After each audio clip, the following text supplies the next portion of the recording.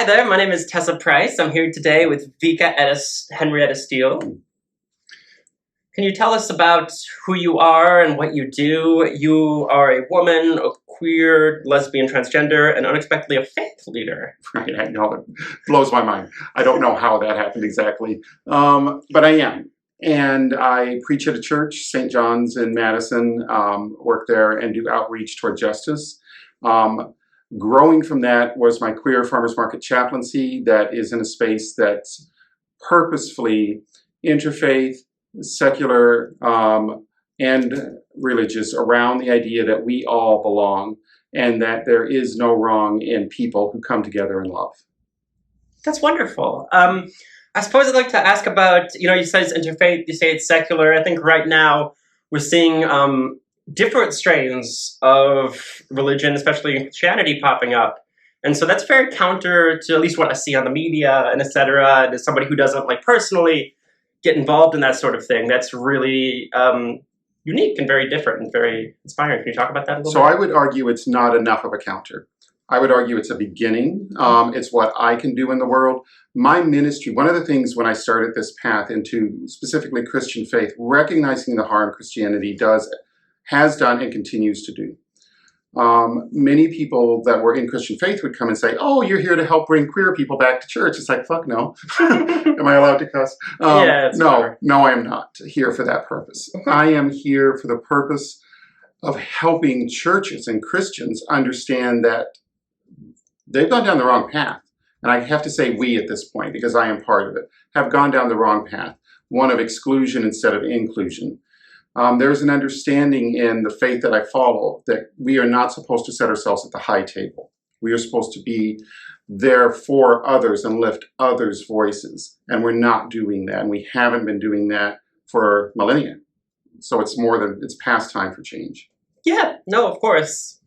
And I think even someone like me who's vaguely on the outside can see that a lot of the morals and values espoused by Jesus and by Christians in the general sense sometimes are hard to follow through. They seem a little bit idealistic, and it can be nice to have, I guess, a refresher that, yeah, sometimes there are mistakes made, and currently there are paths that aren't going so hot, and it's nice to have something else, even if it is just the beginning. Right. Just a foundation. I mean, and that's really the piece of all of this. None of us are ever going to be able to do enough alone. I never know how to begin. And so what I do is I just begin.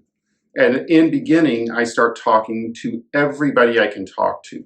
So I've purposely and specifically talked to queer people across faiths and across secular spaces, atheist and agnostic. I try and center the conversations with, because even though I believe in my faith truly, I don't care, right? Nobody should care if another person understands it as metaphor. It doesn't matter. The point is the call to justice and love, which is a core of so much of the Bible, because the Bible is so queer. It's so queer, but it's been subverted by a particular identity theology of cishet white men that's become the norm. So much the norm that we can't even see how queer this all is. And so I center atheist agnostic. I speak with queer Buddhist, queer Muslim. A dear friend of mine is queer Satanist, because we come together in love. And that's the core.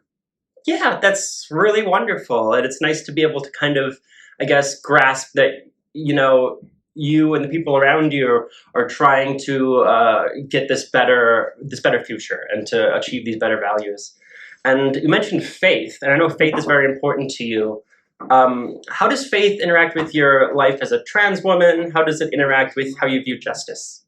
Okay, so one core piece for me, too many times people see faith and religion as synonymous. Religion is a way to faith. Faith is something that I think many of us have, and it doesn't have to deal with higher powers or the divine. It can be just faith in the community that we're in. It can be faith in our own interests, our own abilities, our own capabilities, working from self out to the bigger group. That's not my idea. That was an idea from my friend. Yeah. The understanding as a woman who is transgender that faith is a piece of how we can move forward, but we have to subvert and deconstruct the way faith has been subverted into only a singular way of understanding it. Yeah, no, I mean that seems to make sense to me. We've talked previously, and I know you've mentioned the concept of turning pain and hardship into joy and support and community. Do you feel like faith is part of your way of doing that? Do you feel like faith is the way that we should, as a trans community, move forward? I'm going to get rid of shoulds, Okay. because what we really need to do is just sit down at the table and talk. Yeah, right? for sure. That's where we're at. Communication. If there's any should, that's it. Faith is a way I understand to move forward. Another way that I've been in conversation with is, again, we can queer all of these understandings. We can queer what faith means, and we can also queer what hope means. Because so many times I think people see hope as this passive, oh, I hope this works out. It's bullshit, right? That's not it. Hope for me, I've dropped my paper, I don't need it. Okay. Hope for me is a defiant act. And the imagery I give is the mountain. There's some place we want to get toward justice, but there's a mountain in the way. So we're going to go up the path to the mountain, right? We're going to go up the path. But the path is washed out. So we go another path. There's a boulder in the way we can't get around. We try another path, another. Each one is washed out or broken or unavailable to us. And so we go back down the fucking mountain, we walk around it, and we get where we need to be because we're going to get there because we have to. Yeah. Right? Defiance, faith, however we define it, sitting at the table together, moving forward. Yeah, no, I mean, I think communication is a big part of things. I think even a community like the trans community, there's so many different intersections and divisions and stuff. And I feel like you and I are both white trans women, and that's a very specific intersection to be at. I suppose I could talk about that, but this is an interview of you. So how do you experience the intersection of being a trans woman and also being white in a world that's very patriarchal, but also has full of white supremacy and full of other problems that need dealing with? What I bring to the table in conversations I have, yes, I lost a lot of privilege in coming out, okay? But I have a lot of privilege still. I am not likely to be arrested for walking while trans like my black and brown sisters. I have privilege over other people in black, indigenous people of color. We, all of us exist, or many of us, I don't know if all is the right word, many of us exist in spaces where we have privilege in areas and marginalization in others. White women who are toward the pinnacle also have a level of marginalization versus cishet white men, right? The question is, are you working toward being part of the dominant culture and trying to exist within that, or are you starting to use those areas, even if they're only small areas, those areas where you have marginalization and can understand pieces of it to work toward uplifting others?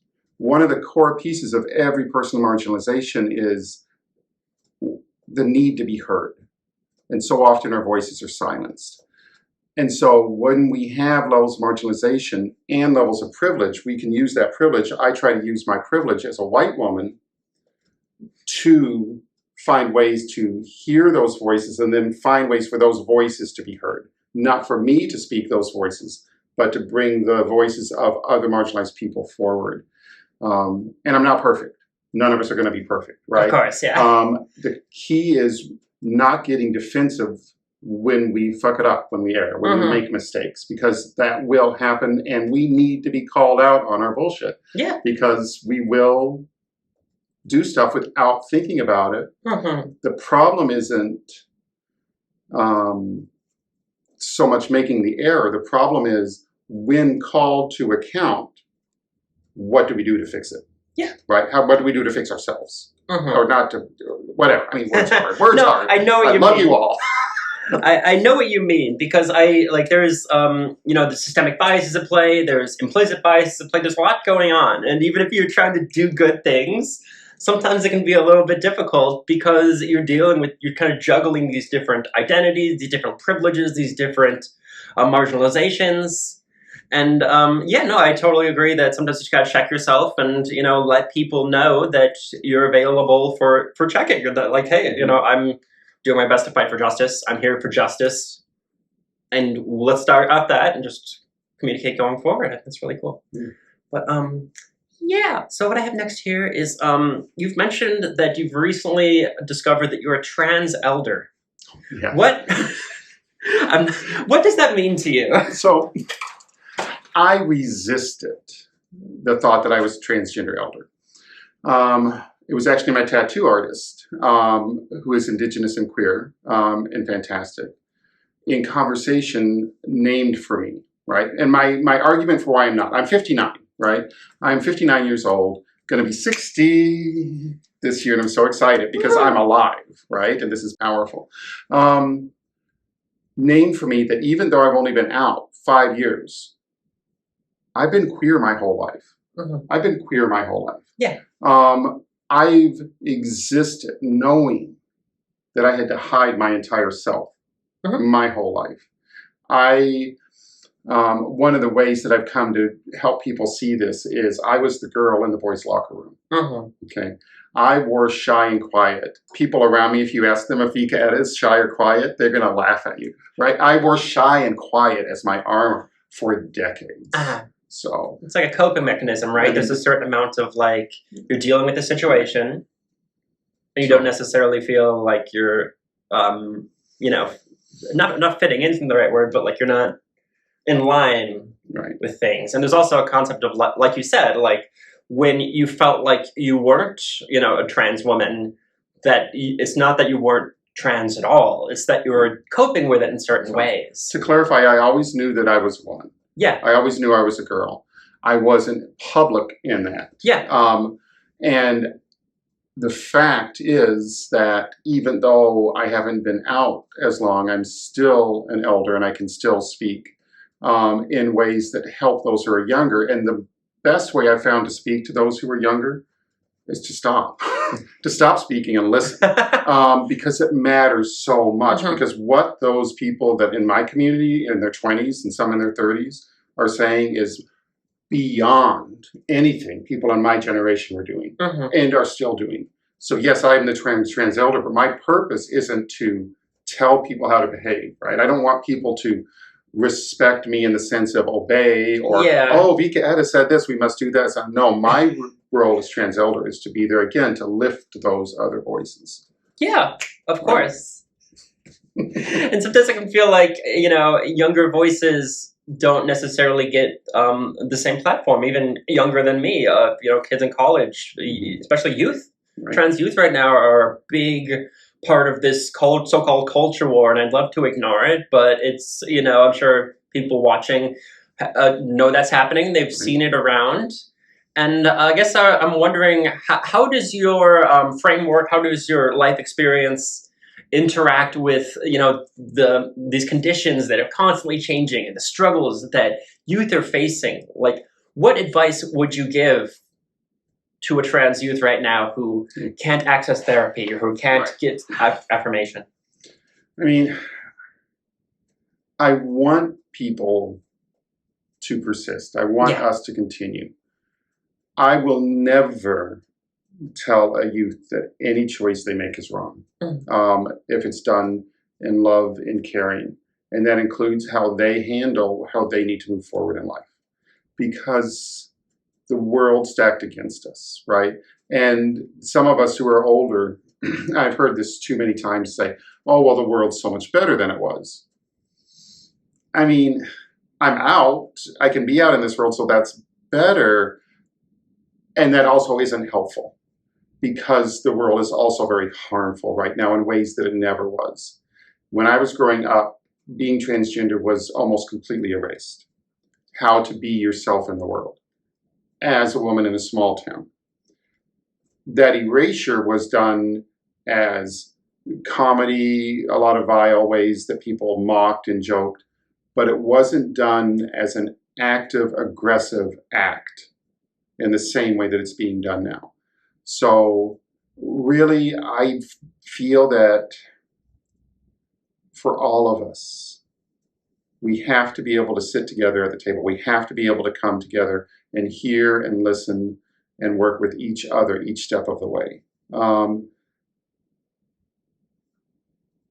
don't know after that. I mean, just know that you're loved. Yeah. I love you so much. And so many of us are out here trying to find ways to break these systems so that that love can shine forward in the world.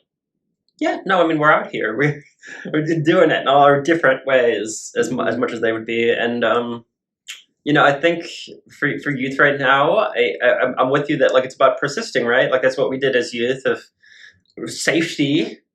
And unfortunately, safety can be painful, it can be harmful, but safety is how we're here in the first place, And, I found that really inspiring in a way. I know that we're kind of looking at some dark things, but it is nice to have a little bit of a reprieve and even just acknowledge what we're looking at and try to turn that pain into community and try to turn that pain into communication. Are you okay if I give a little pushback to the word dark, used in a negative way? Yeah, of course. Because I think we need to start rephrasing dark. It's, we need to start rephrasing dark as a place of holy, or if you have other words from my perspective, as a place of holy welcome, a place of holy comfort, a place of holy challenge. Instead of too many times we phrase the word dark as a bad thing. And this is a part of these systems of racism that play into our lives, and we don't even know it. We don't think about it, right? And so finding a mindful way to change our wording purposefully to make dark the beauty. I talk about the problem of churches, right? So many churches, I use the language, have fallen from the path of justice and joy and love into a side path that takes them with the hot white fire of intolerance and hatred. So yeah, no, I mean, I think that makes sense. I think we're all working with the language that we have available. Right. And I guess I didn't necessarily mean dark so far as bad, so much as a morbid, kind of political sort of thing. But no, I really appreciate that. I think that's very important. So is there anything else you'd like to talk about while we're here? I might think of something in a minute, but I'll give you some space here. So I feel like we've covered quite a bit. I mean, pieces of this, as a person who's entered Christian faith, one of the things I really work to make clear is I want to own that I am part of this faith and I love this faith that I'm in, while also making clear that no one needs to join this faith. What matters is where you believe, where do you center your heart? And that's the stories that we can hear, right? We can recognize the harm Christianity has done. Nobody has to follow as I do. What do you do on your own, in your own way, to find your way to, whether you call it divine or the spirit, or you have a space of community in nature or with people? What's your way to what I call faith, and you might call something else? Yeah, no, I think that's wonderful. And full disclosure, I am an atheist. I don't really talk about it much. That's super important to me. But I'm coming from this perspective, and I might not necessarily understand everything you're talking about, all the references, but I understand the underlying feelings, the underlying motivation, the community there, and the hope there. And I think that's what I'm hoping that we're getting across here, is trying to, if not bridge a divide, like understand each other in a different way and communicate in a way that people can hear, and people can watch, and people can talk about, and I think that's cool. I think that gives us things to go on, and even if even if you have our distances, we come together and we talk and we have a cup of coffee and we figure it out. So. So I'm going to talk here a little bit about how in community we can come to understandings of how we communicate to maybe a bigger world, a bigger understanding of who we are, by referencing a friend of mine who's Satanist and talk to me about how they do spells. And what I realized as I listened to them, it's very much the same way that I pray. It feels the same way another person might practice mindfulness. And what they talked about, and here's where I'm going to ask you to take a moment to either picture this or maybe do this yourself later in some way. They specifically talked about making tea. And when you make tea, you pull yourself into maybe a thought to yourself that you're giving outward, Maybe you would give yourself a thought toward a person that you want to give care to. Maybe it's something else entirely, but it's a mindful space. And in that space, every action is meaningful. You're filling the teapot. You're taking the teapot over and putting it on the heating source. You're listening as the water starts to boil. You're feeling the heat of the steam. You smell the tea leaves as they're being put in and being readied, and as the water is pouring over them. You're not distracting your mind. You're not letting yourself go other places, because your mind can't be distracted, because your mind is full of the care that you're giving into this moment and then out into the world, until you finally get to that point where maybe this is where you take that sip of tea. The sip of tea is not the main point of making the tea. The sip of tea is the culminating act of the spell or the prayer or the mindful act. Thank you. That was wonderful. That reminds me of every morning I make coffee and hang out with my cat. And it doesn't sound as profound, because that's not my vibe. But like I'm in that liminal space, right? I'm in that space where I'm not necessarily doing anything, but I've got my cat, I've got my coffee, and like I'm living life or whatever. So. And it's beautiful. There's no, like, too often we minimize what we do. It's not as important as someone else. It's all beautiful. It's all important, because we are all beautiful and we are all important. Yeah, of course. In love, right? Of and course. So much love. Of course. Well, thank you for being here, Vica-Etta. It's been great having you. Yeah, thank you. Yeah, of course. Well, my name is Tessa Jade Price. I'm here for Trans Advocacy Madison. And thank you for watching our conversation. Vica-Etta is one of the amazing trans people around Madison, and we hope to bring you more in the future. Thank you so much. Yeah, thank you. It has been delightful. I love you. Love you. Thanks. Bye.